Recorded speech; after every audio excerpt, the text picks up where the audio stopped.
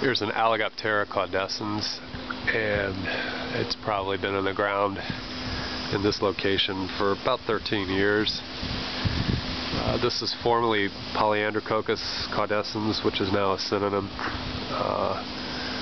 And it's just, again, I've been on a tangent with some videos here about good palms for the warmer parts of Central Florida and the Treasure Coast specifically.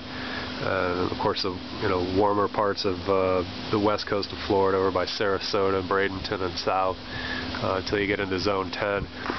But this thing is reputed to be a slow-growing palm, but again, this is probably about 12 or 13 years in the ground, and this thing's huge.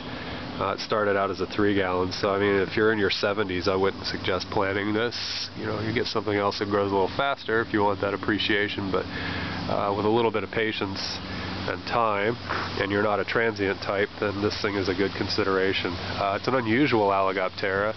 I'm sure they had their reasons for shifting this over, and it does bear out some of the morphological representation of that genus, but anyway, that was a recent switch in the last few years. But just the same, this is a great palm. It's not cold tolerant per se. We've seen them get damaged here. They can also be stunted for any number of reasons, whether it's the soil, fertilizer regimens, water, lack of water. So this one happens to just be a standout here, but I've seen others that just look terrible. So you're kind of rolling the dice on growing these, but for a little bit of I didn't do a whole lot exceptional as far as raising this thing. And plus, the first 3 or 4 years I had it, it was actually water starved. I didn't have a functioning irrigation system, and so they got the hose once in a while, and that was it. So it did well despite that.